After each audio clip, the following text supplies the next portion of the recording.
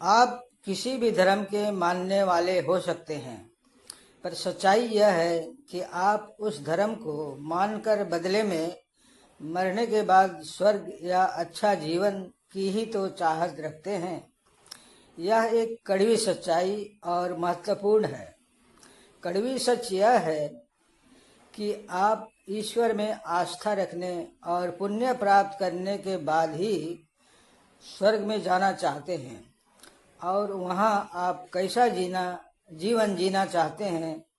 तो सुनिए और समझने की कोशिश कीजिए कि आपका सोच और आपका धर्म क्या सिखाता है और क्या सही है। तो चलते हैं कि धर्म के अनुसार पुण्य कमाकर आपका दिलचस्पी कहाँ और किधर है।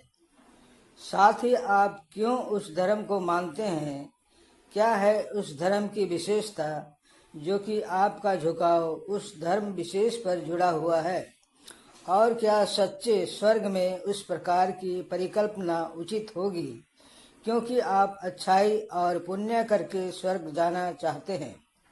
तो आइए सभी मुख्य धर्म के पालन का मुख्य उद्देश्य क्या है जानते हैं। क्योंकि भारत में हिंदू धर्म मानने वालों की संख्या ज़्यादा है, अतः हिंदू धर्म के बारे पहले जान लें और बाद में दूसरे धर्म के बारे भी जानेंगे।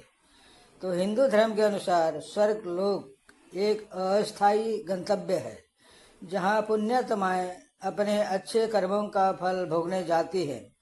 यहाँ दिव्य भोजन, संगीत और अप्सराओं के नृत्य का आनंद मिलता है और मन की शांति प्राप्त होती है। स्वर्गलोक में आत्माएं इंद्र के अधीन रहती है और अपने पुण्यों के समाप्त होने तक सुख भोगती है।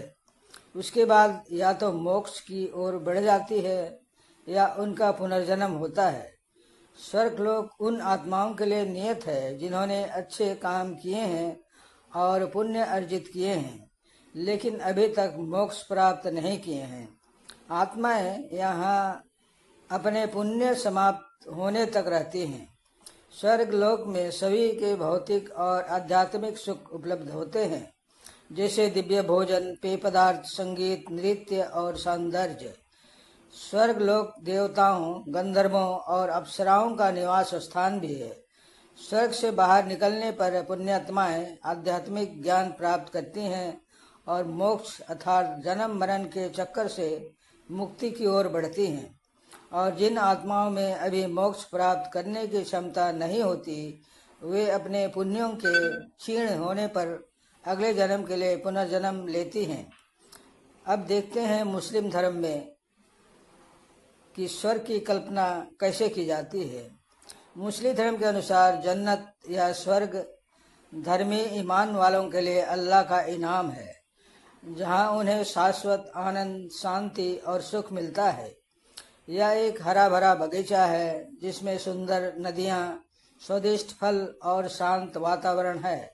जन्नत में कोई दुख, दर्द या मृत्यु नहीं होती, बल्कि पूर्ण आनंद और अल्लाह का दर्शन होता है। यहाँ सभी धर्मी लोग खूबसूरत महलों, रेशमी कपड़ों और शानदार हरम अर्थात यौन साथी के साथ रहते हैं। जन्नत में दूध, शहद, पानी, सुंदर बगीचा और मदिरा की नदियाँ बहती हैं। जन्नत में कोई दुख, चिंता या बीमारी नहीं होती, बल्कि पूर्ण और अथक आनंद होता है। स्वर्ग में रहने वालों के लिए सबसे बड़ा इनाम अल्लाह को देखना है, जिससे उन्हें परम सुख और आनंद मिलता है। धर्मी पुरुषों को हुरीस अर्थात सुंदर बड़ी बड़ी आँखों वाली अप्सराएं मिलती हैं, जो उनकी जीवन साथी होती हैं और उन्हें आध्यात्मिक और शारीरिक सुख प्रदान करती हैं। स्वर्ग में रहने वाले सुंदर महलों में रहते हैं और रेशमी कपड़ों व आभूषणों से सजते हैं। जन्नत में जीवन हमेशा के लिए रहता है, वहाँ कोई मृत्यु नहीं होती है। अब चलते हैं ईसाई धर्म की ओर। ईसाई लोग स्वर्ग में क्या आशा और उम्मीद रखते हैं। बाइबल के अनुसार स्वर्ग परमेश्वर की उपस्थिति का एक वास्तविक और भौतिक स्थान है, जहाँ पाप, दुख और मृत्यु नहीं होती है और जहाँ धर्मी लोग अनंत आनंद में हमेशा के लिए रहते हैं। यहाँ सुंदरता, पूर्णता और शांति है। विश्वासियों और धर्मी लोगों को यीशु के माध्यम से परमेश्वर के साथ मेल मिलाप के बाद वहाँ ले जाया जाता है, जहाँ वे परमेश्वर की महिमा देखते हैं और उनके साथ रहते हैं।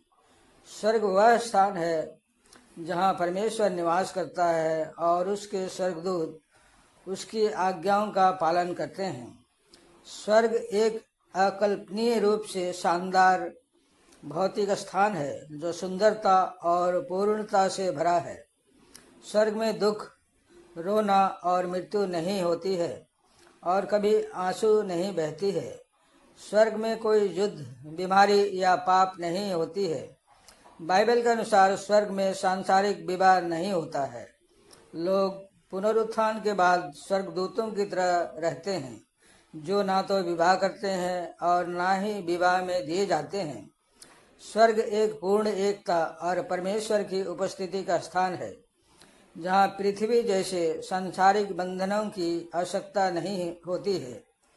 इसके बजाय हम परमेश्वर और सभी के साथ अधिक प्रेम, आनंद और संगति का अनुभव करते हैं, जहाँ हमारे रिश्ते मसीह में एक परिवार के रूप में बदल जाता है।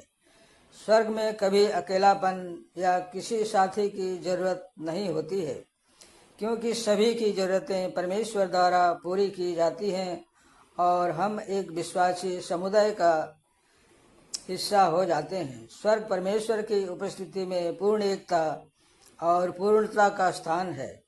यहाँ सांसारिक विवाह की जरूरत नहीं होती है, क्योंकि प्रेम और संगति पहले से कहीं अधिक आनंदमय और गहरा होता है। स्वर्ग में हमारे रिश्ते मसीह में परिवार के समान होते हैं। हम एक आत्मा से होंगे और एक साथ परमेश्वर की स्तुति करेंगे। परमेश्वर ने दुनिया में विवाह को संतानोत्पत्ति के लिए और इस पृथ्वी को मनुष्यों से भरने के लिए रचा था। स्वर्ग में जनसंख्या संतान उत्पत्ति के द्वारा नहीं भरी जाएगी। वहाँ पर प्रवेश करने वाले प्रभु यीशु मसीह में विश्वास करने के द्वारा ही किए जाएंगे।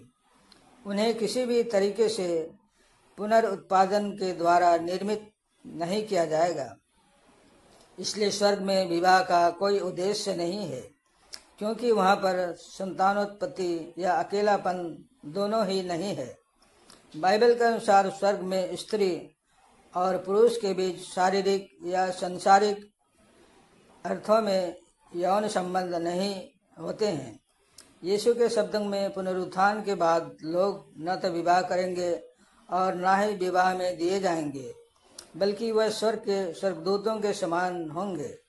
शारीरिक वासना और विवाह का उद्देश्य इस पृथ्वी से संबंधित है और स्वर्ग एक आध्यात्मिक क्षेत्र है, जहाँ ये मानवीय इच्छाएं और क्रियाएं समाप्त हो जाएंगी। अब क्या आप वही सब चाहते हैं जैसे पृथ्वी पर थी? भाई, स्वर्ग का अर्थ आध्यात्मिकता से है, भोग विलास दुनियादारी से नहीं। समाप्त। धन्यवाद।